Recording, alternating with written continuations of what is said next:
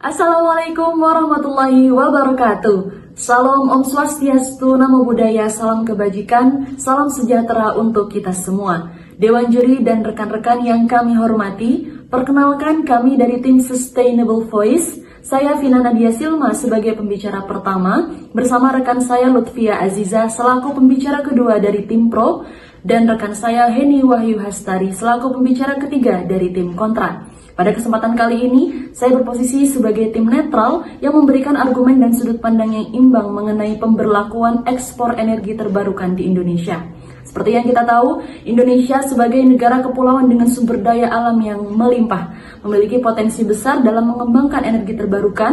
Pemerintah Indonesia telah mengadopsi berbagai kebijakan dan regulasi untuk mendorong penggunaan energi terbarukan dan mengurangi ketergantungan pada bahan bakar fosil. Termasuk diantaranya Rencana Umum Energi Nasional menetapkan target penggunaan energi terbarukan sebesar 23% pada 2025 dan 31% pada 2050. Peraturan Presiden Nomor 22 Tahun 2017 juga mengatur RUEN sebagai acuan pengembangan energi terbarukan. Selain itu, Peraturan Menteri ESDM mengatur tarif feed-in untuk listrik dari sumber energi terbarukan, memberikan insentif bagi produsen. Tidak hanya itu, potensi energi terbarukan di Indonesia sangat besar, meliputi tenaga surya karena letaknya di Khatulistiwa, adanya potensi tenaga angin di wilayah seperti Sulawesi Selatan dan Nusa Tenggara Timur, adanya potensi biomasa dari limbah pertanian dan industri kelapa sawit, serta Indonesia mempunyai energi panas bumi dengan cadangan terbesar di dunia, terutama di wilayah Sumatera, Jawa, Bali, Nusa Tenggara, dan Sulawesi. Dalam pelaksanaannya, pemberlakuan ekspor energi terbarukan di Indonesia juga memiliki tantangan dan peluang dalam ekspor. Adanya tantangan utama meliputi pengembangan infrastruktur dan teknologi untuk mengumpulkan, mengolah, dan mengekspor energi terbarukan yang memerlukan investasi besar. Pemerintah juga perlu menyusun regulasi yang jelas dan memberikan insentif untuk mendorong investasi di sektor ini. Tentunya dengan kebijakan yang stabil dan mendukung menariknya investor. Adanya peluang pasar ekspor yang mencakup negara-negara tetangga di ASEAN dan negara-negara lain yang membutuhkan energi bersih. Juga adanya kerjasama internasional yang begitu penting untuk mengembangkan teknologi dan investasi, yang artinya bisa mempercepat transfer teknologi dan meningkatkan kapasitas produksi. Halo semuanya, perkenalkan saya Lutfia Aziza. Saya merupakan tim Pro atau tim yang setuju atas pemberlakuan ekspor energi terbarukan di Indonesia. Mengapa demikian? Ada beberapa alasan. Yang pertama terkait dengan potensi energi terbarukan di Indonesia. Nah, menurut Kementerian Koordinator Bidang Perekonomian Republik Indonesia, bahwasannya potensi energi terbarukan yang dimiliki Indonesia sebesar 3.686 gigawatt. Nah, selain itu potensi yang dimiliki ini berupa energi surya, energi angin, air, bioenergi, dan panas bumi.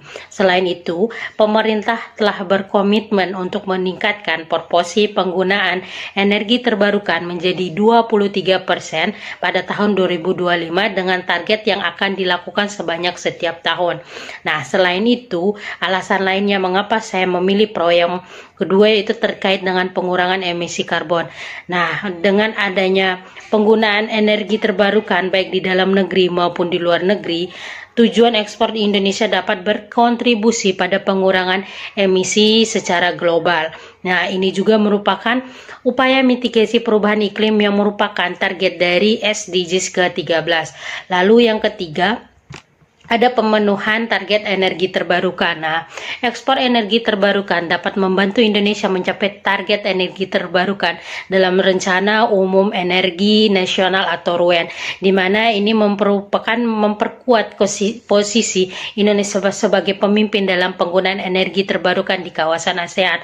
Lalu yang keempat yaitu terkait dengan kerjasama internasional dapat mempengaruhi pendapatan, di mana ketika negara Indonesia dan negara-negara lainnya bekerja sama dalam bidang lingkungan dan energi, maka secara tidak langsung pendapatan negara meningkat. Nah, pendapatan ini digunakan untuk mendanai pembangunan infrastruktur pendidikan, kesehatan, dan program sosial lainnya. Lalu yang terakhir yaitu mampu melaksanakan pemberlakuan energi secara mandiri. Dengan mengembangkan sektor energi terbarukan, Indonesia dapat mengurangi ketergantungnya pada impor bahan bakar fosil. Ini juga akan meningkatkan kemandirian energi nasional dan mengurangi risiko fluktuasi harga energi global. Terima kasih. Sebelumnya, terima kasih kami ucapkan atas waktu yang telah diberikan. Saya Hene Wayu Hastari dari tim Kontra ingin menyampaikan argumentasi kami terkait topik yang akan kita bahas pada hari ini, yaitu tentang pemberlakuan ekspor energi terbarukan di Indonesia. Dewan Juri yang terhormat, sebelum kami memaparkan argumentasi kami, izinkan kami mengucapkan terima kasih kepada tim Pro atas presentasi yang telah mereka berikan. Meskipun di sini kami menghargai atas usaha yang telah mereka berikan, namun kami percaya bahwa pandangan mereka tidak mencerminkan realitas yang ada dan memiliki beberapa kelemahan yang menurut kami hal itu perlu untuk ditingkatkan kembali. Dewan Juri yang terhormat, pertama-tama kami akan menyampaikan beberapa poin utama kami yang menurut kami ini adalah solusi yang lebih baik tentang pemberlakuan ekspor energi terbarukan di Indonesia. Terdapat beberapa poin yang kami highlight di sini. Yang pertama yaitu keterbatasan dalam pengembangan energi terbarukan di Indonesia. Dewan Juri yang terhormat, Indonesia masih memiliki keterbatasan dalam pengembangan energi terbarukan dengan bauran EBT yang masih jauh dari target 23% pada tahun 2025.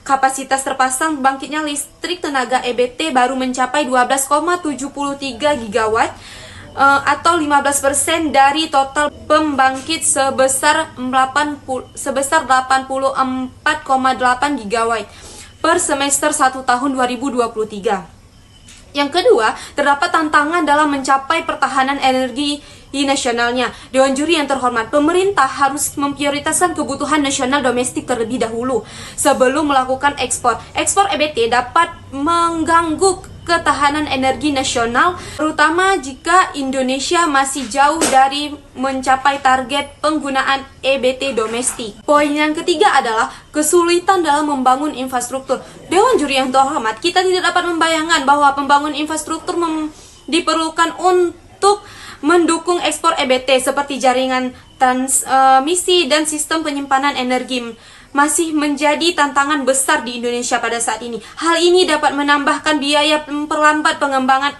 EBT domestik di Indonesia tersendiri. Yang keempat adalah komitmen internasional dan ASEAN. Dewan Juri yang terhormat, Indonesia harus fokus pada pencapaian dan target-target nasional dan internasional seperti NDC di 2030 dan program NZE atau Net Zero Emission.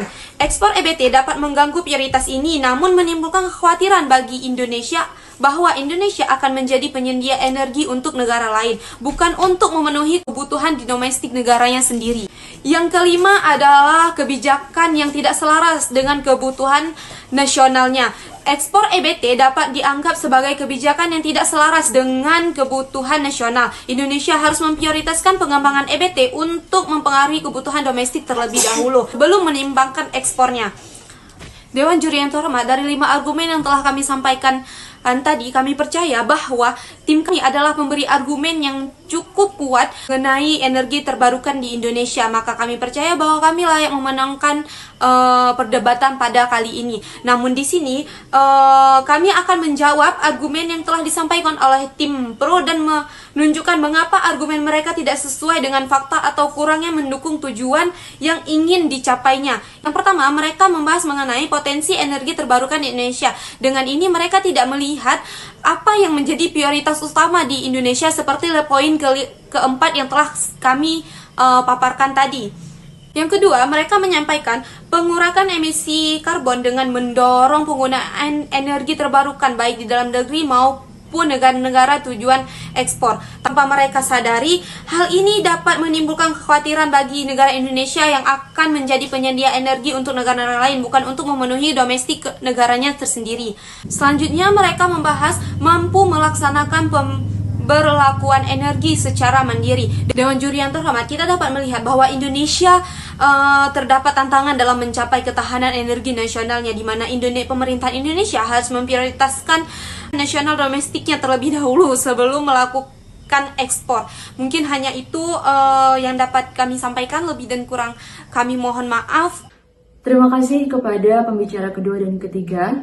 Para Dewan Juri yang terhormat, saya sebagai pembicara penyimpul pada hari ini akan memberikan closing statement atas perdebatan yang luar biasa. Saudara-saudara sekalian, pemberlakuan ekspor energi terbarukan di Indonesia menawarkan berbagai manfaat yang signifikan, baik dari segi ekonomi, lingkungan, maupun sosial.